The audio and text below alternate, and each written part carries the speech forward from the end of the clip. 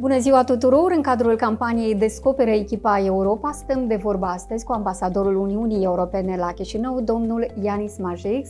Bună ziua și bine v-am găsit! Bună ziua! Excelență, v-ați început mandatul în Republica Moldova în primele zile din luna septembrie. Cum ați găsit Republica Moldova atunci? I found it at a very good point. In fact, when I was applying for this job, I couldn't dream of the possibilities that would be here because I applied 1 year ago. And at that moment, I was hoping that there could be positive changes in the Republic of Moldova, but I couldn't hope that this change would come around so quickly and would overlap very largely with my mandate. So I have found Republic of Moldova to be at a very good point for strengthening its cooperation with European Union. And of course, for me as an ambassador, it is very good time because it means that it's also very easy to work with the government, with all the leadership of the country. And of course it is very important also for me to know that this is in line with what the Moldovan people have wanted. So this is even more one reason why I feel very much welcome here. Sunteți aici cu familia, au venit și membrii familiei. Ei cum s-au obișnuit cu traiul în Republica Moldova? Dacă s-au obișnuit deja, pentru că este puțin timp de când sunteți aici. Well, I think they have settled down. Not all of them, because I have 2 adult sons who have already gone their own ways. One of them is studying at university, the other one has already graduated. So I'm here with my wife and my daughter, who is attending a school here. And I think they have settled down quite well, also having found some interesting things to do. Și fiica dumneavoastră învață aici la una dintre școlile din Chișinău, da? Cum s-a integrat aici? Well, this is an international school, so perhaps she's not as integrated as you would be in a regular Moldovan school, but I think she has found friends, so I think she's doing well. Probabil că familia dumneavoastră s-a obișnuit deja cu deplasările dintr-o țară în alta pentru mult timp. Yes, in fact, I have 3 unique children.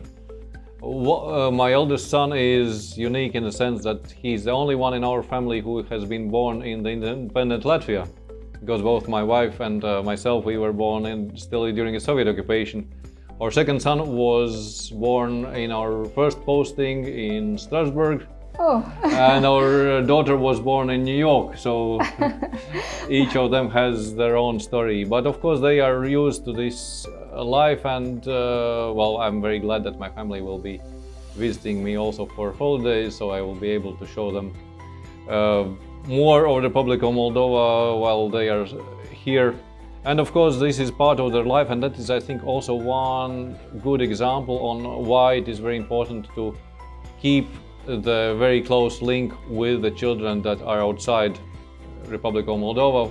You have this challenge of migration, and I think this is something that you should really keep working on, so that you keep the link with the people who have left Republic of Moldova, so that hopefully they come back. Because today with new technologies it's definitely very much easy to do that. My eldest son was the first one to pass, for instance, a Latvian school graduation exam outside Latvia. So he was graduating his international school, but at the same time he had managed to follow the Latvian courses.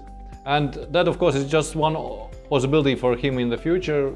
He may or may not use that possibility, but I think it is very important that children, the young generation, have this link with their homeland.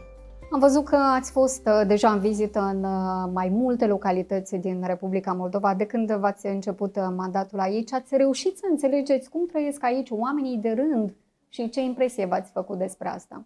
I think this is a contrasting feeling all the time, because every time we go to these visits, it is quite often because it is a EU project that is being either implemented or accomplished or started.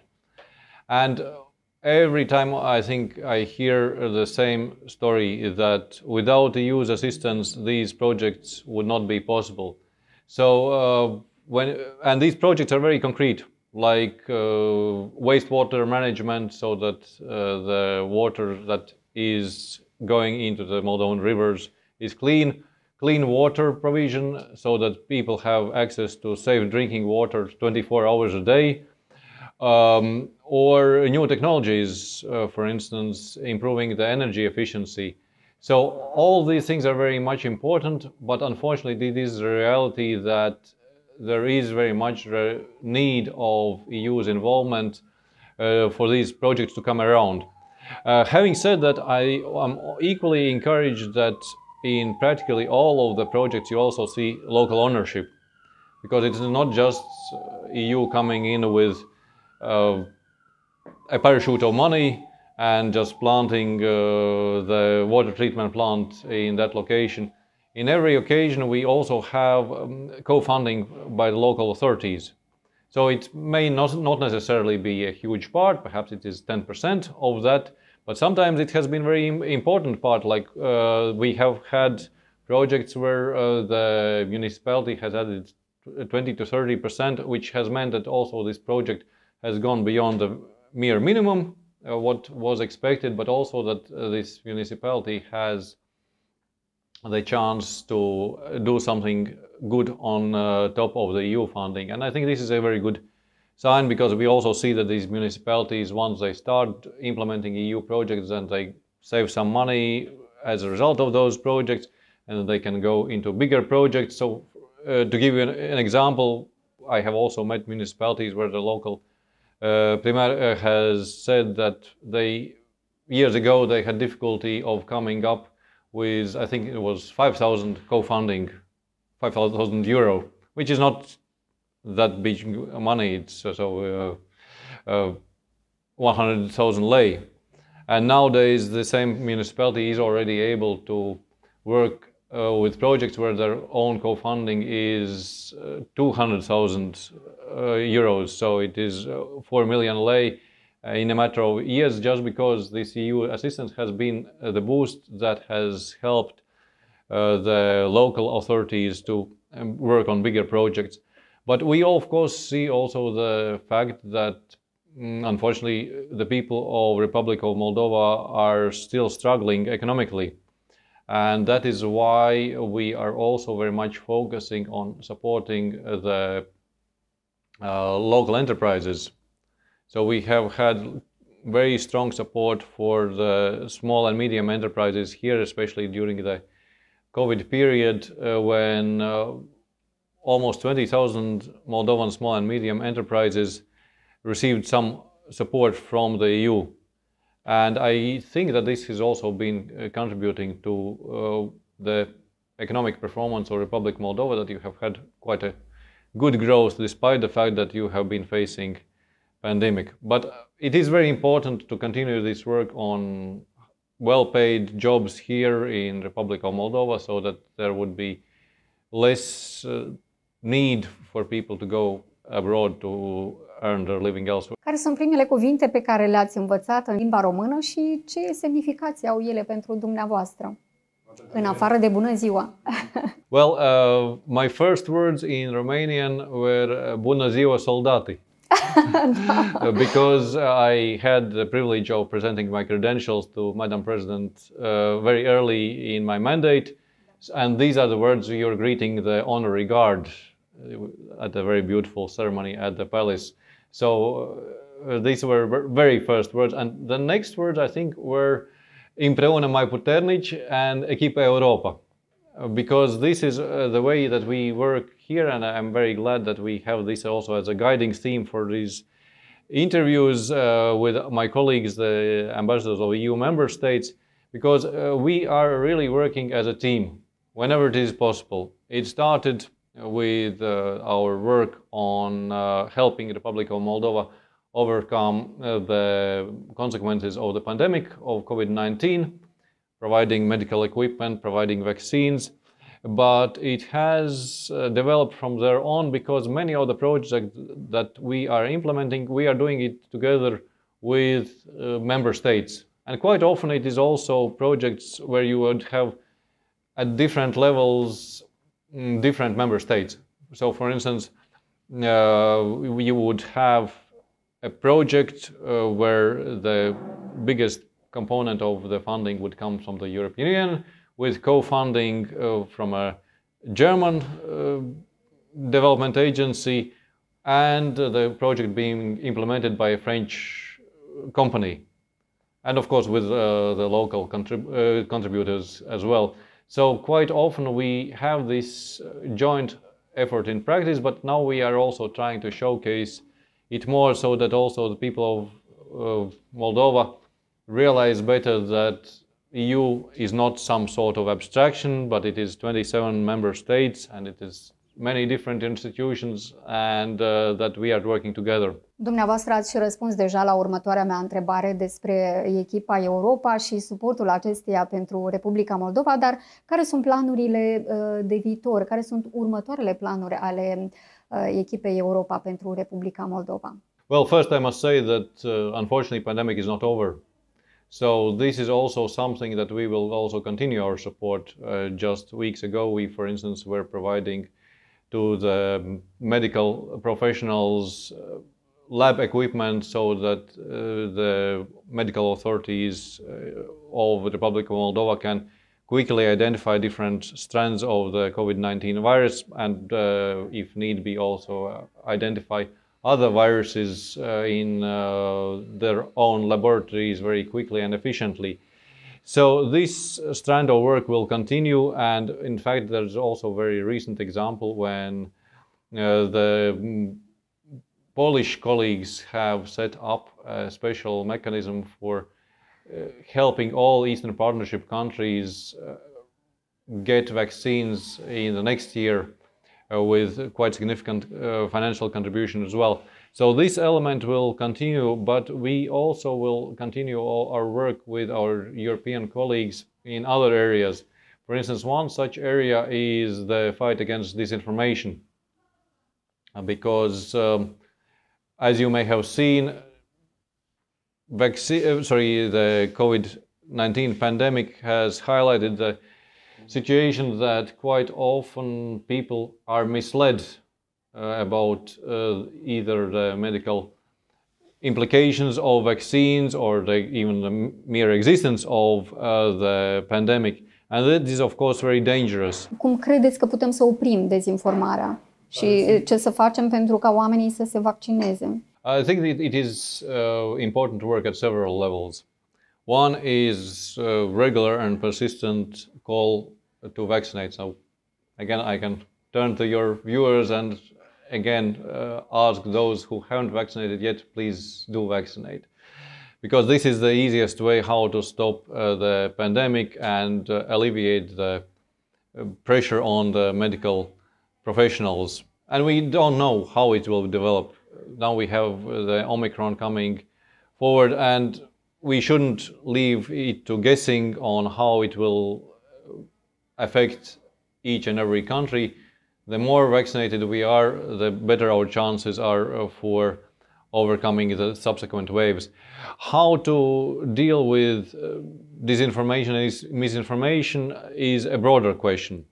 And I think there's several levels where we can and should address it. First, there's quite a lot of work for the governments, and it is also one of the directions where the EU is working. For instance, in Brussels there is a special STATCOM task force which is addressing this information, analyzing it, bringing it to light, explaining the real situation. So this is one avenue.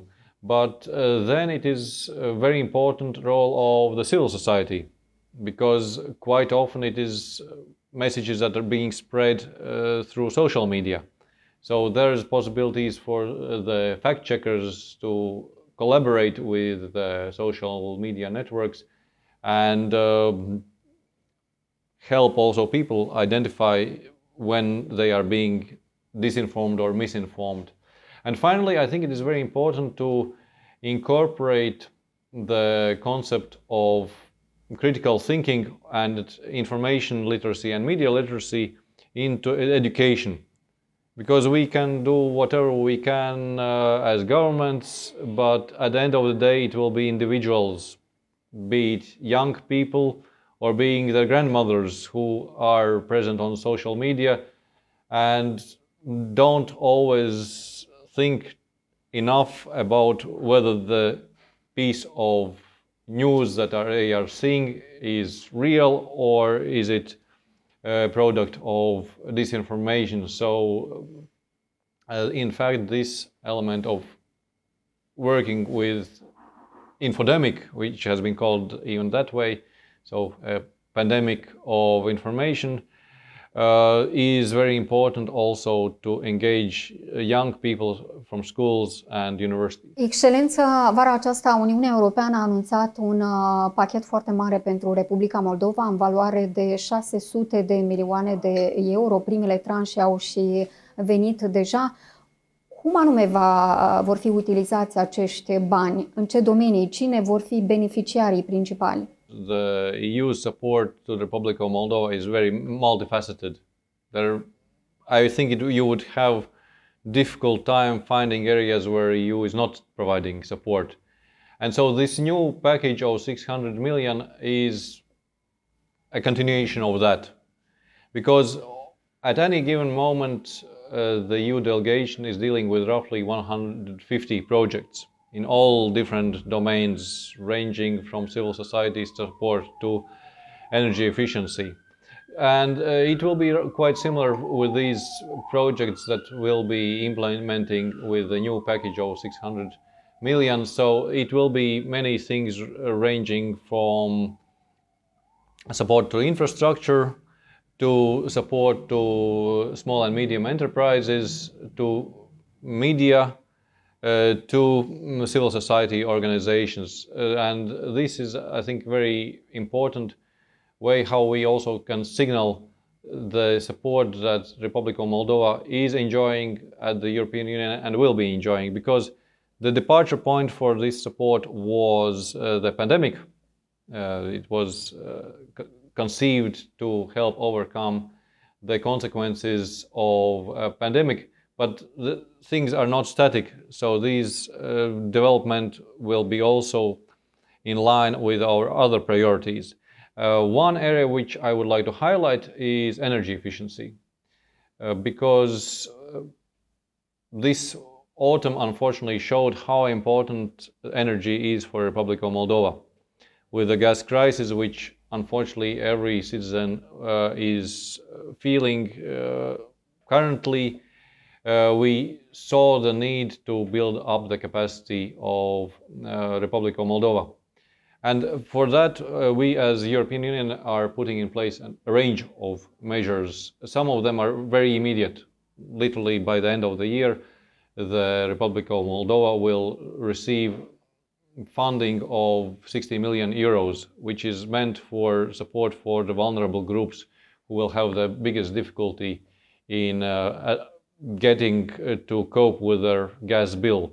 And we hope that with this support it will be much easier to support these families through the winter, because unfortunately the gas prices have risen everywhere and everybody has been hit by the gas prices, but here in the Republic of Moldova, of course, with lower level of income, it is more difficult. Yes, indeed, so when you see the government support for the vulnerable groups, it is partly the funding from the Moldovan government, but I would also add that this money has been multiplied by the money that has been provided by the European taxpayers. And I would also add that this has been the occasion when the EU has been uniquely fast in responding to these needs, because it was literally a matter of weeks since this decision was taken and announced until this money will be disbursed at the end of the year. Normally, this sort of measures would take at least 1 year. So this is also one indication on how much the energy situation of Republic of Moldova is attracting the attention of the European institutions. But these are the very immediate measures on energy efficiency. In the context of our future cooperation with Republic of Moldova, we will have much more of these measures. Well, first, we are scaling up things that we have been doing already. So, for instance, we started already several years ago with work on the so-called demonstration projects. So, for instance, in Festelica, there is, I had the privilege of opening this, there is a sort of showcase where you can see, and this is meant for the municipalities of Republic of Moldova, where they can see the possibilities, what steps can be taken for energy efficiency. So, for instance, it can be heat insulation, it can be biomass generators for heating that don't use natural gas, it can be on-the-grid solar panels or off-grid. So all in all, there were some 10 different measures, and I would encourage those municipalities that are interested start by going perhaps there and seeing the possibilities there, because at the end of the day, it means very concrete savings. When I have been talking with some of the insulated kindergartens, that has been the next step that we have been doing, implementing projects that are insulating kindergartens and schools. The information I got was that once the building was insulated, their energy bill was cut in half. And once they installed the biomass generator, the bill was cut in half again. So in other words, in a matter of perhaps 4 years, the gas, or not even any more gas bill, but the heating bill has gone down to 25% of what has been there initially. And that, I think, is the most important element, because the best energy is the energy that you don't spend. And that is why we are going to broaden this project both here in Chisinau and also in towns around Republic of Moldova, where there will be heat insulation for schools developed. Furthermore, there is a very recent project that we will start rolling out now, which is going to be implemented together with the European Investment Bank, which is worth more than 90 million euros, and where the insulation will be improved for public buildings with the total space of more than 1 million square meters. So this is already quite a large-scale project, and I would think that this is also a very meaningful way how to increase the energy efficiency for the whole country. Această susținere financiară acordată de Uniunea Europeană vine în anumite condiții. Sunt condiții care au fost stipulate și în cadrul acordului de asociere pe care Republica Moldova l-a semnat cu Uniunea Europeană. Este vorba despre respectarea statului de drept, reforma justiției și eliminarea corupției, combaterea corupției. Credeți că s-au făcut progrese la aceste capitole? Well, there has been very limited time for implementing reforms. So we are glad to see that the government has declared this as a priority, the cleaning up of the justice sector and fight against corruption, and that it is already working on this area. The first steps were already taken, very significant steps, like the amendments that would strengthen the judiciary in the constitution. And currently the Ministry of Justice is working on the subsequent steps. A very important part of that is the so-called vetting and pre-vetting of judges and prosecutors, or possibly starting with the candidates for the Superior Council of Magistracy and Superior Council of Prosecution. And that is a process where we as the European Union are very much involved, and which is very important for us. It is important that the system is cleaned up, but it is also important that the relevant procedures are observed, the relevant standards are met. So we are also very much looking forward to see how the government will be incorporating the opinion of the Venice Commission on the matter. But speaking more broadly, yes, conditionality is a very important part for the EU in our cooperation. Because EU is not just about money.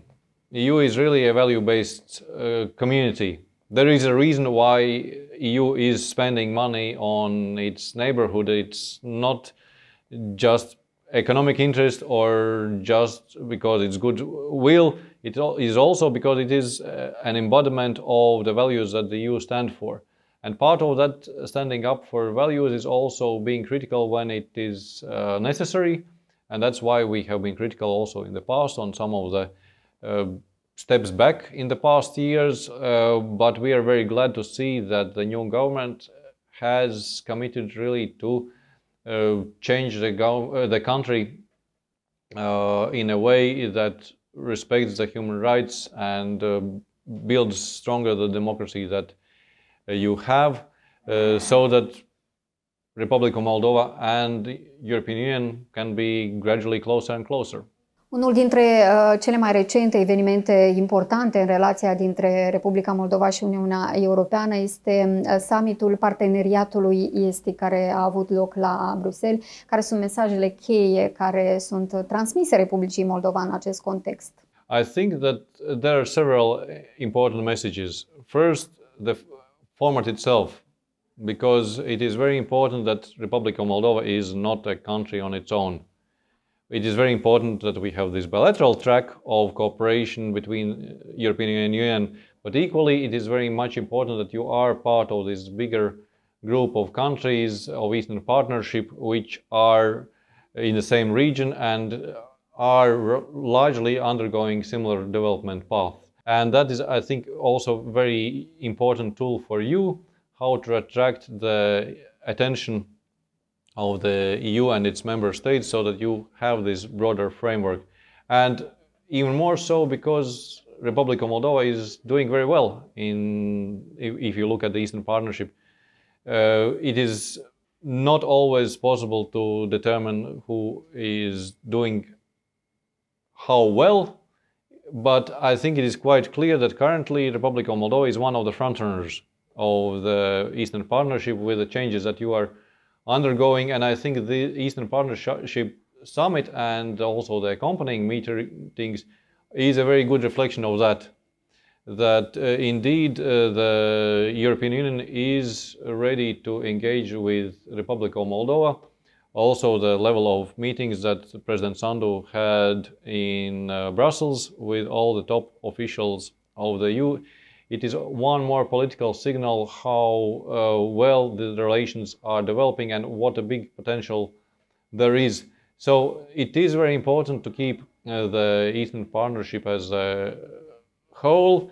It is very important also to bring the EU at the same table with the Eastern Partnership countries on a regular basis so that progress can be assessed.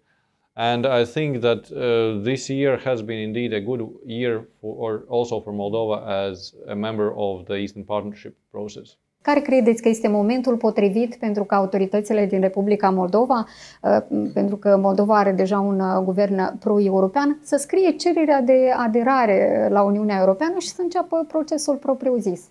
I think that the answer is in the hands of the citizens of Republic of Moldova. Because it is not about some artificial deadlines or putting something on paper as soon as possible. It is really about the homework, and frankly quite a lot of homework, that the Republic of Moldova has to do before it can realistically think of advancing its relationship with the European Union further. But for now, I think that you have all the possibilities that you need to intensify this relationship. I can give you very practical examples. So, for instance, the authorities of Republic of Moldova were interested in stepping up sectoral cooperation in several areas. So, the European Union was immediately ready to do that. So, along with the Association Council in October, there was also the high-level energy dialogue, because that was a topical issue that was very important for Republic of Moldova. At the same time, there was the interest expressed in stepping up the security dialogue.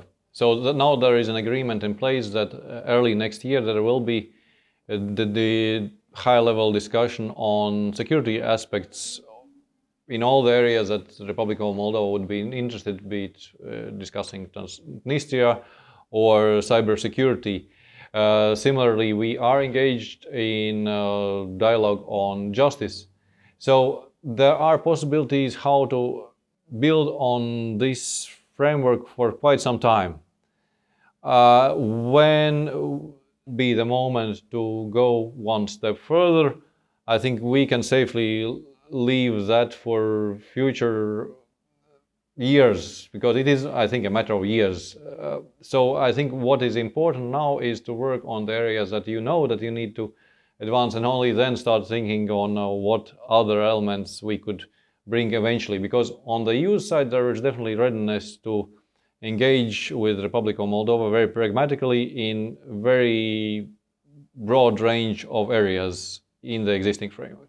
După această perioadă pe care ați petrecut-o în Republica Moldova, care este primul cuvânt care vă vine în minte când spuneți Moldova? Okay, I think the wine is the word, because there are many words that I have learned by now, but I think wine is really meriting very much the position that it has in the Moldovan society, that it is something that everybody is making. I don't think I have met anybody who wouldn't be brewing his or her own wine in their family, and the wines that I have experienced here are really good, so I have to exercise moderation so that I don't export those wines too much.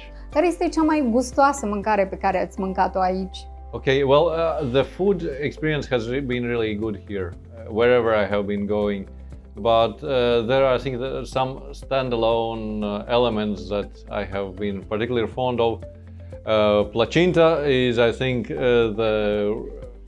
again the keywords, because in Latvia, where I come from, Latvia, and we don't have anything similar to Placinta, so this is a new experience for me.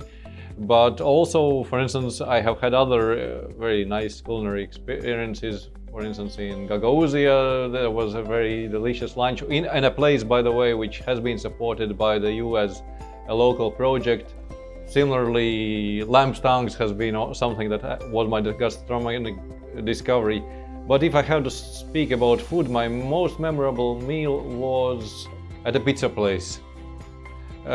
Because we were again visiting a project in Cahul, and so we had the chance to stop for a meal, and the owner came by us and he thanked us for the support that EU had been given to his business, and he said that if it hadn't been for this EU grant several years ago, he would have left the Republic of Moldova, which made me realize how important these measures of support can be, and how important it is that we can support the small and medium enterprises in Moldova, so that business people like him can continue working here, because now it is a success story, but had it not been possible for us to support it several years ago, perhaps there would be one nice pizza place less. Și care este locul care v-a plăcut cel mai mult pe care l-ați vizitat aici în Republica Moldova? Well, there are many places that I have liked. We have traveled around to visit several monasteries, and I think you have very beautifully renovated the monasteries that you have. And I think this is a very good starting point also for developing tourism here. I have been impressed by the oak tree forests, because again, this is something that we don't have. Half of Latvia is covered with forests, but very seldom we would have oak trees. We are very fond of oak trees. We have huge oak trees, but we don't have oak forests. So this was a very nice experience that I had with visiting one of the Ștefan cel Mare oaks. But perhaps the most beautiful site I have been to was a hill overseeing Yeloveni, where you can see a huge panorama of the countryside of Republic of Moldova, and I think you should be working even more to promote local tourism. Excelență, și în încheiere, dacă aveți un mesaj pentru locuitorii din Republica Moldova, vă rog să-l spuneți. Well, I am very pleased to see that my time here has started with very positive changes in the Republic of Moldova. And we as the European Union are very much ready to continue this cooperation, both with the people of Republic of Moldova and with the authorities, so that this relationship grows stronger, that the people benefit even more so from the cooperation with the European Union, and that the Republic of Moldova becomes more prosperous, more democratic, and more close to the European Union. I think that we can work quite a lot in this direction and working together. Vă mulțumesc foarte mult pentru acest interviu, domnule ambasador, și vă doresc succes în continuare. Mulțumesc!